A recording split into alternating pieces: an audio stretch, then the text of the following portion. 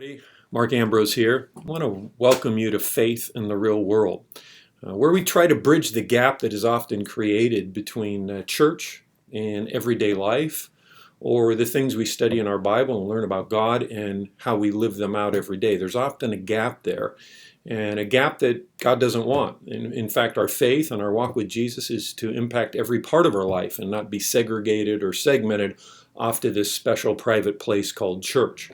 And so we do our best to try to bridge that gap. And today we're going to talk about a significant topic and a significant problem, the issue of pornography. It's no secret that pornography is a big business today. Over $14 billion of revenue comes in as a result of pornographic materials or videos. Over 28,000 people are viewing right now as we speak online pornography every second. Over 40 minutes, every 40 minutes, a new pornographic video is made. And depending on what research you look at, survey says that over 70% of Christian men regularly view pornographic material, and 30% of them admit to being addicted to porn. So it's a significant issue, one that's not often talked about, kind of a taboo topic. And so we like to do here on Faith in the Real World is talk about things that we need to talk about and bridge those gaps. And so rather than talk about them, I'm going to talk to a friend of mine who is actually in the porn business and a porn actor. And hopefully in our discussion, his name is David Zeller. He now heads up a ministry called Operation Integrity. But before he got into that, he was actually in the porn business. And we're going to be chatting back and forth and hopefully gaining some insight on what's really going on. A lot of the delusions that are there, the fantasies that are there, maybe pop some bubbles and look at some practical ways of helping prevent this problem from spreading, especially within the church. So let's hold on together and do Faith in the Real World. Here we go. Good to see you, David. It's appreciate you spending time and taking time to chat about this significant issue of the porn business. And welcome to Faith in the Real World. Thanks, Mark. Enjoy you so much personally, and glad to be here on Yeah, the blog. so hey, I'm just going to jump right into it. And we've talked about it before, but let's chat about it again. You were a porn actor. I was, I was in my. I had grown up looking at pornography. My father had a secret stash, which as a young boy, I would sneak off and look at it. And in my early 20s, I was had developed relationships with people in the adult industry, strip joints and escort services, that kind of thing. And actually, a young lady who I dated, she was working, making porn videos, and said, "Hey, come to work with me." And the young man, I had a drug problem, I had an alcohol problem, I had a money making problem. I couldn't seem to do that too well. So this seemed to be an opportunity. Plus, I had a deep fascination about pornography because I had grown up looking at it. I had spent much of my adolescence and youth uh, really just envying the men that I saw with these Mhm. women in pornography. So it Uh, wasn't just a money thing for you. It was also an interest. no, actually, and I found out very quickly I really did not like it. I'm not a real extroverted personality. I was not I was certainly not proud of what I was doing. Um, How long did you do it, David? a couple of years Okay. off and on as a performer. I as I mentioned, I had been connected with people in the porn making world prior to that, and I stayed connected with many of those people even after I quit doing active work in it. These were, again, I had a drug problem, I had an alcohol problem, I had a socialization problem. So this was my little world that I ran in for a while. So Okay. actually, I And, was in my 30s. and you've used the word a couple times just in our chatting here, actor. A lot of Yep. times we talk about people in pornography as porn stars, Right. which kind of avoids the acting piece. How much of this is acting? Oh, I think, well, I mean, the mechanics of the sexuality of the sex is real. I mean, it's real intercourse, real oral sex. I mean, all of it's real hands-on stuff. These people are making contact, if you will. But the spontaneity that is kind of portrayed amongst the people in the video, that's obviously fake. I think also any inference to an emotional connection between the participants is probably not legitimate. What people don't understand is that and I know that porn is different today. I mean, I was involved in it 30 years ago, and pornography as an industry has become more of a movement. But I think the it is to suggest that people are emotionally connected to one another, that they are endeared to one another. Often these people that are working together don't even really like one another. Right. They're tolerating one another.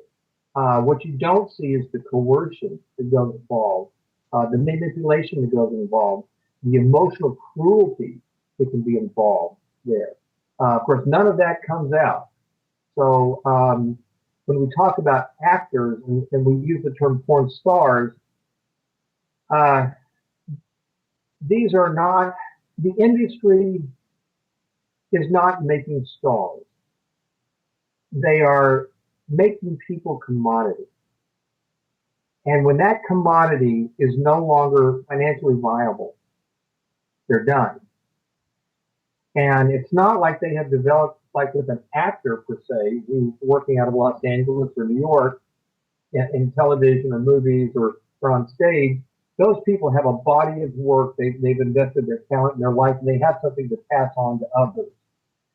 The adult entertainment industry doesn't do that real well. What did it do to you personally? I mean, did you ever get used to it? Did you like it? Um, yeah, what did it do to you as a person? You said you were in it 2 years. Were you Yeah. glad to get out? Yeah, you know what? I never liked the performance aspect of it. I really didn't. Now I know of other people who do. I mean, I met people who really, I mean, they got excited about being exhibitionists and knowing that hundreds, thousands, maybe even millions of people might see them uh, doing the sexual activity. Personally, I did not. One of the things that I realize now, years later, in retrospect, I realized that my involvement in that industry and doing those things deepened my self-hatred. It deepened my self-loathing. It deepened my own sense of inadequacy, my sense that really I had nothing to offer. Um, it, I, it, it took it took me as a broken, sad, depressed young man and made it all the worse. Now I got a lot of drugs out of it, and I had drug problems, so I like drugs. Mm. I got a lot of sex out of it. I met a lot of girls, and as I don't know if we've talked about, we haven't talked about this here, but I consider myself a recovering sex addict. Hmm.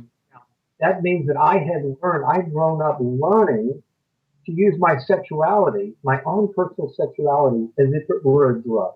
Mm. So that my own God-given the aspects of my life were not for love and connection and commitment and making family. Hmm. It was for just making me feel better, kind of uh, plug the holes in the dike of my emotional hemorrhaging. Mm. I remember you telling me once, at another time, you developed a huge insecurity as a result of it, about yourself that was even deeper.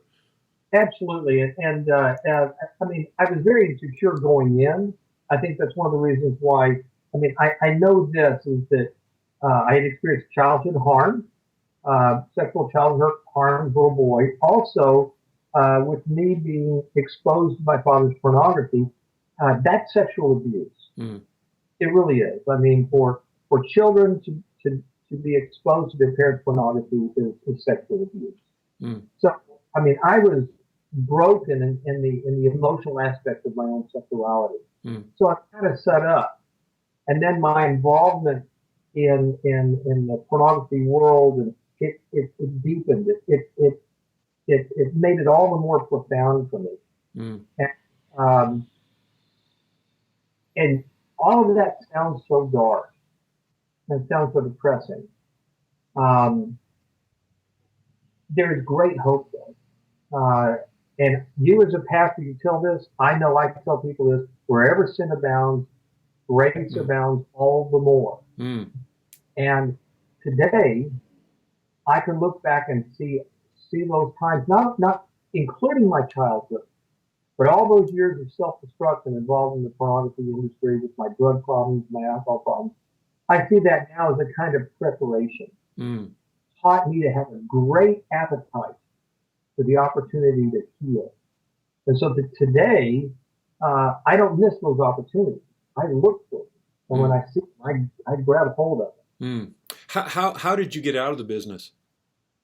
Well, I had quit performing, and I was living in Central Texas at the time, and I just kind of stepped away from the environment. I still had a couple of friends. In fact, even today, I'm still in touch with two ladies that I knew from way back then. Of course, we're all older. We've all got our gray hair now, and we're all gone on to different things in life. Um, but I just kind of stepped away from the culture of that and the social circles of that. Um, and ended up coming to California where I live now.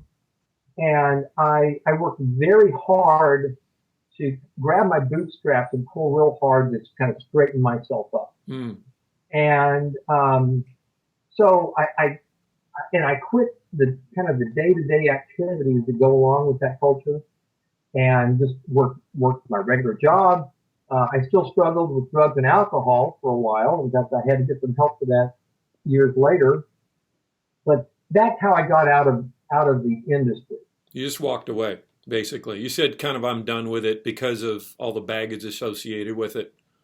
Well, not only that, I cannot claim that I did it out of any kind of virtue. Mm, Uh, it was more that I didn't have anything to offer, and that is a world that if you don't bring something to the table, there's not too many people that want you to learn.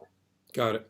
And in many of the circles or many of the social, connections I was just really no longer welcome. Got it. Okay. And uh, And so, even though you walked away from it, so many years ago, in many ways you haven't. You're still involved with the topic. You're still have a heart for people that struggle with porn and addictions to porn, and thus the birth of Operation Integrity. Why don't you tell us a little bit about the ministry you're currently involved in? okay. Well, Operation Integrity is we're a nonprofit. We're actually an educational nonprofit, but we're also Christ-centered. So we're very much a hybrid organization in that legally we're an educational organization, but our heart and soul is all Christ-centered. And my job day to day is the director. We have connections across the country where we help plant recovery groups and recovery fellowships utilizing the literature that we develop. I've written a couple of books, as you know. I get around the country a bit to do communications work. Basically, what I seek to do is seek to help people, give them some very basic education on the reality of addiction. I'm best known for my work in the communication in the area of porn and sex addiction. But I want to talk about addiction in general because of the pervasive human phenomenon that it is. So education is a big part. Also, guiding people and helping to develop recovering communities. Sadly, in church communities today, we are finding that people sitting in the pews are every bit as addicted as the people who are not sitting in the pews. And the plain old Bible studies that we have known in the past aren't working to help people with addiction. Hmm.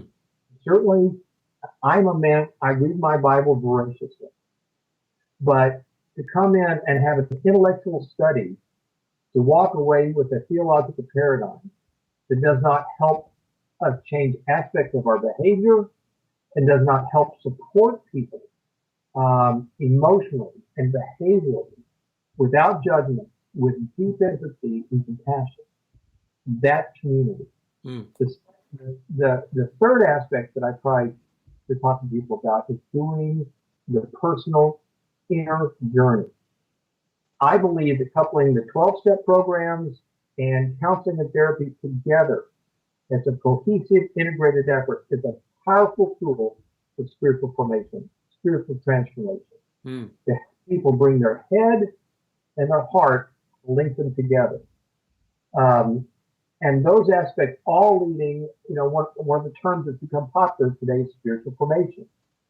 Spiritual formation utilizing traditional ancient Christian principles for discipline to heal the whole human being. That's the long-term process. So forgive me for being long-winded on this answer, but that's basically it in a nutshell. I try to help people understand that look for your addictions as an opportunity. The recovery process should be an integrated, dedicated effort for a minimum of 3 to 5 years that leads to a lifetime of spiritual formation. Hmm. And I have looked through your books, and they're great. Our Journey Home is one of your books, and the other is When Lost Men Come Home. And the cool thing about these books, and I'll just say straight up, if anybody listening wants some help, these are not just books about ideas. These are books with practical steps for healing and recovery. David, I really appreciate you taking the time with me. I just want to ask one more quick question. If you're going to say one thing to somebody who is out there watching this, who is viewing porn online, it's a secret. Yeah. They're not telling anybody. They've rationalized maybe, why it's okay. What would you say to them? First of all, stop the incoming stream. Stop the incoming stream. These things and these things can destroy people. Many of us have them but teenagers, young people don't need to be having these things. But stop the stream coming in. I personally use Covenant Eyes. It's an excellent program. It monitors everything I do on a computer. And then it sends those reports to my recovery partners. And this is the second point. Stop the stream. And the second point is get into community. Start telling people about the struggle, but pick people who you believe can help you and who will walk with you. Perhaps seek out a fellowship or a community or a support group of people who admit that this is their struggle. No one will help no one can help me in my struggle with pornography more than someone else who has struggled with their pornography. It's the day-to-day accountability. It's me knowing their struggle, them knowing my struggle. That's the great human empathy. That's the great human connection. That's the thing that helps me say, you know what, I just don't feel like looking at porn today. Mm-hmm. And I can think of no better person to provide that help than you. You've been there, you've done that. How can people get in touch with you if they want to reach out and get some help? What's the best way to do that? OperationIntegrity.org is our website. Okay. And from there, they can contact through email and telephone. I live in Southern California, but I get around the country. I personally, and Operation Integrity has a presence on Twitter and on Facebook. In fact, we're really encouraging people right now to follow us on Facebook. Follow you on Facebook. Okay. We've got some great stuff coming out on Facebook right now. A young woman down in Fort Worth has taken that effort and just revolutionized it. So awesome stuff there. And parents as well can get in touch with you on how to protect their children. And I know that your books are on Amazon. They're also in the Kindle version, so you can get the quick version. Again, David, thank you so much for taking time out of your busy schedule to be with me and be part of Faith in the Real World. Really appreciate it. Oh, you're welcome, Mark. Thank you. God bless you, my God friend. bless you, bro. See you.